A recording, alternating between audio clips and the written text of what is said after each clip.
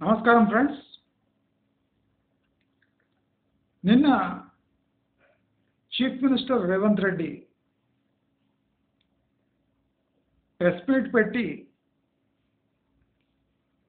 స్పష్టంగా ఏ భూములకు ఈ రైతు భరోసా వర్తించదు అని అద్భుతమైన ప్రసంగం చేశారు. ఈ ప్రెస్ మీట్లో ప్రసంగం చాలా బాగుంది. కానీ ఈ డిసిజన్ కేవలం కాంగ్రెస్ పార్టీ లాంటి పార్టీనే తీసుకోగలదు.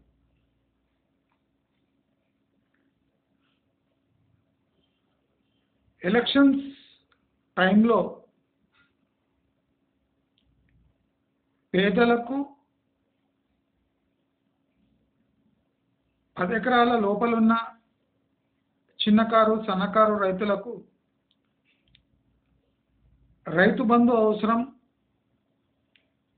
వందల వేల ఎకరాలున్న రైతులకు రైతు బంధు ఎందుకు అని ప్రశ్నించిన శ్రీమాన్ రేవంత్ రెడ్డి గారు మరెందుకో ఈ బడుగు బలహీన చిన్న సన్నకారు రైతుల పక్షపాతి అయిన కాంగ్రెస్ గవర్నమెంట్ ఈ బడా రైతులకు, ఈ వందల ఎకరాలు ఉన్న రెడ్డి రైతుల వైపు చాలా పాజిటివ్గా రెస్పాండ్ అయింది.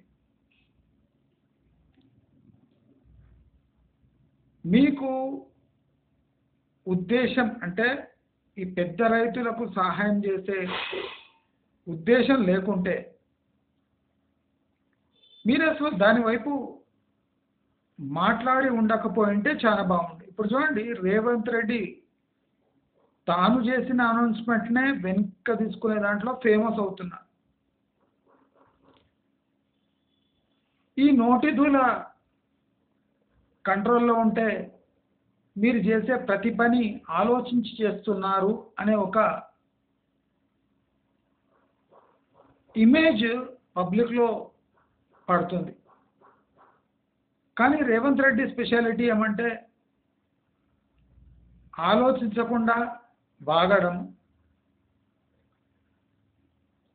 ఆ వాగింది వెనక్కి తీసుకోవడం, వెనక్కి తీసుకునేటప్పుడు సారీ కూడా చెప్పకపోవటం, ఇలాంటివి మీరు పవర్లో ఉన్నారు కనుక మీకు అంత ప్రభావం చూపకపోవచ్చు. కానీ ఎలక్షన్ దగ్గర పడుతుంటే లాస్ట్ 2 ఏళ్ళు మీరు చేసిన పనులు తన ప్రభావం తప్పకుండా చూపిస్తాయి. రేవంత్ రెడ్డి పవర్లోకి రాగానే బడా ఈ వ్యవసాయదారులకు ఈ రైతు బంధు ఎందుకు, మినిస్టర్లకు, ప్రభుత్వ వీళ్లకు, పీపుల్కి, ప్రభుత్వంలో పనిచేసే వాళ్లకు, ఎమ్మెల్యేలకు రైతు బంధు అవసరం లేదు అని బాగానే వాగాడు. ఈ వాగుడును నిలబెట్టుకొని అంటే రేవంత్ రెడ్డికి పెద్ద నష్టమయ్యేది ఏం కాదు. ఎందుకంటే చిన్నకారు సన్నకారు రైతులు 10 ఎకరంలో లోపల ఉన్న వాళ్ళు, 5 ఎకరాల లోపల ఉన్న వాళ్ళు 95% ఉన్నారు. 95% మంది రైతులను సంతృప్తి పరిస్తే అది బాగానే ఉండేది. ఈ మిగతా 5% రైతులు 10 ఎకరాల పై ఉన్న వాళ్ళు, పెద్ద రైతులు ఎలాగో అడ్జస్ట్ అయిపోయేవాళ్ళు. అయితే రేవంత్ రెడ్డి ఇప్పుడు అంటే ఈ గ్రామ పంచాయతీ ఎలక్షన్స్ని దృష్టిలో పెట్టుకొని ఈ రైతు భరోసా డిజైన్ చేసినట్టున్నాడు. కానీ ఇది అసెంబ్లీ ఎలక్షన్స్ దగ్గర వచ్చేసరికి ఈ రైతు భరోసా తిప్పి కొడుతుంది. కాంగ్రెస్ పార్టీ నడ్డి విరుస్తుంది. మీరు చూస్తూ ఉండండి. ఇది గ్రామ పంచాయతీ ఎలక్షన్స్ కోసం డిజైన్ చేసిన రైతు భరోసా. గ్రామ పంచాయతీ ఎలక్షన్ తర్వాత నెక్స్ట్ ఇయర్కి ఈ రైతు భరోసా కంప్లీట్గా మారిపోవచ్చు. ఇప్పుడు రేవంత్ రెడ్డిని 15,000 ఇవ్వమని ఎవ్వడూ అడగలేదు. మీ నోటి దూల బీఆర్ఎస్ని ఓడించాలి, బీఆర్ఎస్కి కౌంటర్ ఇవ్వాలి అని మీరు ఈ 15,000 స్వయం కృతాపరాధం చేశారు. మరి రైతు రుణమాఫీని ఎలా నిలబెట్టుకున్నారు, ఆ నోటి దూల ఎలా నిలబెట్టుకున్నారు, ఈ నోటి దూల కూడా అలాగే నిలబెట్టుకునే ప్రయత్నం చేస్తుండే. కానీ ఇప్పుడు రేవంత్ రెడ్డి ఏం చేశాడంటే ఈ 15,000ను కాస్త 12,000గా మార్చాడు. అంటే ఎకరానికి 12,000, అంటే సంవత్సరానికి 2,000 ఎక్కువ. నిన్ను గెలిపించి బీఆర్ఎస్ పార్టీని ఓడించింది ఈ రైతు భరోసాలో అవకతవకలు, పెద్ద రైతులకు 100 కోట్లు గింజ వేయకున్నా ఇచ్చారనే ఆరోపణ, కౌలు రైతులకు శూన్యము. ఇవన్నీ చూసే బీఆర్ఎస్ని తొక్కిపారేశారు రూరల్ ఏరియాస్లో. అదే రూరల్ ఏరియాలో పోయి మీరు 10ని కాస్త 12 చేసి 15ను మర్చిపోయి అసలు ఏం కాదులే, ప్రజలు మర్చిపోతారులే అనుకుంటే అది అతి ప్రమాదకరమైన నమ్మకం. సెల్ఫ్ కాన్ఫిడెన్స్లో కూడా ఒక లెవెల్ ఉంటుంది. ఆ లెవెల్ని మించిపోయారు మీరు. అదే కాకుండా కౌలు రైతులను రైతు కూలీలుగా మార్చేశారు. ఇది కూడా ఒక పెద్ద కుట్ర. ఈ కౌలు రైతులను రైతు కూలీలుగా ఎందుకు మార్చారు మీకు ఎక్స్ప్లెయిన్ చేస్తా. ఎట్లుంటుంది పాలిటిక్స్ అంటే ఎట్లుంటుంది. కౌలు రైతులు అంటే ఎన్ని ఎకరాల్లో సేద్యం చేస్తున్నారో లెక్క పెట్టాలి. ఆ ల్యాండ్ ఓనరు ఒక డాక్యుమెంట్ ఇవ్వాలి, ఈయనకే నేను కౌలుకి ఇచ్చిన అని. ఆ ల్యాండ్ ఓనర్ కౌలుకి ఇచ్చిన అని చెప్తే ఆయనకు రైతు భరోసా రాదు.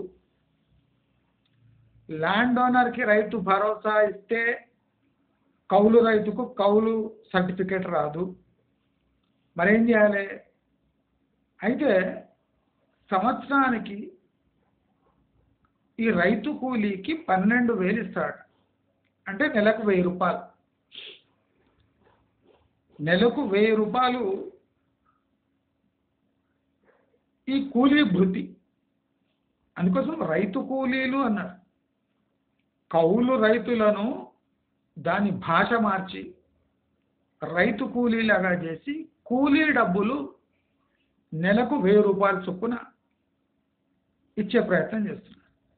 అంటే కౌలు రైతు ఇప్పుడు తెలంగాణలో లేడు, నాన్ ఎగ్జిస్టెంట్. ఇప్పుడంతా ఇక్కడ రైతు కూలీలే ఉన్నారు. ఈ రైతు కూలీలకు 12,000 ప్రతి ఏటా, అంటే 1,000 రూపాయలు ప్రతి నెల భృతి. ఈ భృతి మీరు ఇమాజిన్ చేయండి, వికలాంగులకు ముసలోళ్ళ కన్నా తక్కువ ఇస్తున్నారు. అది ప్రతి మహిళకు 2,500 అని ఒక స్కీమ్ ఉంది, అది ఇంకా ఇంప్లిమెంట్ కాలేదు. దానికన్నా తక్కువ రైతు కూలీలకు ప్రతి నెల 1,000 రూపాయలు. అదే కౌలు రైతులకు ఇచ్చింటే కౌలుకు ఎంత ఎకరాలు తీసుకున్నాడో ఆ ఎకరా ప్రకారం ఆయన రైతు భరోసా ఇవ్వాల్సి ఉండే. అంటే ఎకరం ఒక కౌలు రైతు 5 ఎకరాలు తీసుకున్నాడంటే 5 ఎకరాలపై రైతు భరోసా టైప్లో ఈ కౌలు రైతు భరోసా అనే ఒక పథకం తెచ్చి వేల కోట్లు ఖర్చు అవుతుండే. ఇప్పుడు ఇంటెలిజెంట్గా ఏం చేసిందంటే రైతు కూలీలు అని డిక్లేర్ చేసింది. అంటే భూమి లేని, దీని అర్థం చెప్తా, భూమి లేని కూలీ పని చేసుకొని, అంటే భూమి లేని ఊళ్ళో ఉన్న వాళ్ళంతా రైతు కూలీలే. ఈ రైతు కూలీ అని ఎవరు అథెంటికేట్ చేయాలి? ఇప్పుడు ప్రాబ్లమ్ చూడండి ఎట్లా వస్తుంది. రైతు కూలీ, ఈయన రైతు కూలీ అని ఎవరు చెప్పాలి? సర్పంచ్ చెప్పాలి, లేదా ఆ వార్డు మెంబర్ ఎవరైనా ఉంటే వాళ్ళు చెప్పాలి, లేదా ఎంఆర్ఓ చెప్పాలి, లేదా విఆర్ఓ చెప్పాలి. అంటే విఆర్ఓనో ఎంఆర్ఓనో సర్పంచో వీళ్ళు రైతు కూలీలు అని ఒక డిక్లరేషన్ ఇస్తే ఆ రైతు కూలీకి ఏటా 12,000 వస్తాయి. అంటే కౌలు రైతులు ఇప్పుడు తెలంగాణలో లేరు. ఒకడు రైతు, పట్టా రైతు, ఇంకోడేమో రైతు కూలీ మాత్రమే. రైతు కూలీకు 12,000 ప్రతి ఏటా, భూమి గల రైతుకు ఎకరాకు 12,000 ప్రతి ఏటా. ఇది కాంగ్రెస్ చేసిన షార్ట్ టర్మ్, వాళ్ళు ఎలక్షన్ గెలవడానికి పనికొస్తుంది, కానీ అసెంబ్లీ ఎలక్షన్ వచ్చేసరికి ఈ 10 to 12,000 చేసిన కదా, ఇది తెరపైకి వచ్చి కాంగ్రెస్ని లేవకుండా అంత డ్యామేజ్ చేస్తారు. వీళ్ళకేమో ఆషామాషి అనిపిస్తుంది, 10 నుంచి 12 చేసినాము, ఒక 4-5 ఏళ్ళు ఇట్టనే గుంజుదామని. రైతు కూలీలకు 12,000 ఇస్తాను. ఇప్పుడు రైతు కూలీ declaration is most difficult part. ఇప్పుడు పట్టా ఉన్న రైతు కంటే పట్టా చూసి నువ్వు 12,000 ఇస్తావు. రైతు కూలీ డిక్లేర్ అయినాక ఆ రైతు కూలీ ఎవరు, ఎంతమంది రైతు కూలీలకు నువ్వు డబ్బులు ఇవ్వగలడు, భూమి లేని ప్రతి మనిషి రైతు కూలీనేనా, ఇన్ని ప్రశ్నలు వెళ్తాయి. దీనికి జవాబు ఎవరు ఇవ్వాలి? విఆర్ఓ, ఎంఆర్ఓ, సర్పంచ్ ఇవ్వాలి. లేదా కలెక్టర్ ఒక ఫామ్ ఎట్లా డెవలప్ చేయాలంటే ఉద్యోగం లేని చదువుకున్నవాడు కూడా రైతు కూలీనేనా, లేదా చదువుకొని రైతుగా అనుభవం ఉన్నవాడు రైతు కూలీనా, ఏ ఏజ్ నుంచి ఏ ఏజ్ వరకు రైతు కూలీలను అలౌ చేస్తున్నారు, కూలీ ఎంత ఏజ్ వరకు చేయొచ్చు, ఇవన్నీ మార్గదర్శకాలు ఏం లేకుండా రైతు కూలీలకు 12,000 కాంగ్రెస్ ప్రభుత్వం ఇస్తుంది. ఎవడు రైతు కూలీ? ఫస్ట్ డిఫైన్ రైతు కూలీ. ఇప్పుడు పట్టా ఉన్న రైతుని ఎట్లా మీరు రికగ్నైజ్ చేసిండ్రో వానికి పట్టా ఉంటుంది, పట్టా మీద పేరు ఉంటుంది, బహానీలో పేరు ఉంటుంది. మరి రైతు కూలీలకు ఎక్కడ పేరు ఉంటుంది, ఎక్కడ నమోదై ఉంటుంది? వీడు రైతు అని ఎట్లా డిక్లేర్ చేస్తారో రైతు కూలీగా ఎట్లా పనిచేస్తుందని చెప్తారు? అంటే ఏ ప్రామాణికాలు లేవు. ఇప్పుడు ప్రామాణిక సూత్రాలు ఇంట్రడ్యూస్ చేసి రైతు కూలీ డిక్లరేషన్ అయ్యి వాడికి 12,000 ఇవ్వాలి ప్రతి సంవత్సరం. అంటే ఇది దాటవేసే ధోరణి ఇదంతా.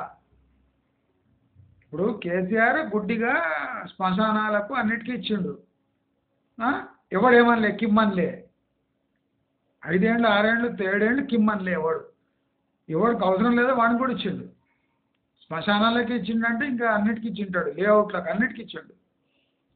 మరి అలాంటి ఉత్తమ పురుషుడిని ఆదర్శంగా తీసుకోకుండా మీరు వాడు 10 వేస్తే మీరు 12 ఇచ్చి రైతు కూలీలకు 12,000 ప్రతి ఏటా ఇస్తే ఆ నెలకు 1,000 రూపాయలు తీసుకొని రైతు కూలీ ఏం చేయాలి అంటే రోజుకు 30 రూపాయలు ఇస్తున్నారు రైతు కూలీకి. వాడి కూలీ 300, ప్రభుత్వం ఇచ్చేది 30 రూపాయలు. ప్రభుత్వం ఇచ్చేది సుమారు 30 రూపాయలు. రైతు కూలీకి నెలకు రోజుకు 350 రూపాయలు కూలీ. అంటే కూలీకి 10% ఇస్తున్నారు. ఇది ఎంతవరకు కరెక్ట్, ఎంతవరకు మీకు రాజకీయంగా ఉపయోగపడుతుంది అని ఆలోచించకుండానే చేసినట్టున్నారు. అంటే గ్రామ పంచాయతీ ఎలక్షన్ కోసం 1,000 రూపాయలు పంచిపెట్టినట్టే మీరు, అంతే తప్ప మీకు దీనిలో చిత్తశుద్ధి ఏమాత్రం లేదు. ఇది దుబారా ఖర్చు మాత్రమే అని తెలియజేస్తూ మీకు ఈ వీడియో నచ్చినట్లయితే లైక్, షేర్, సబ్స్క్రైబ్ చేసుకోండి. నమస్కారం.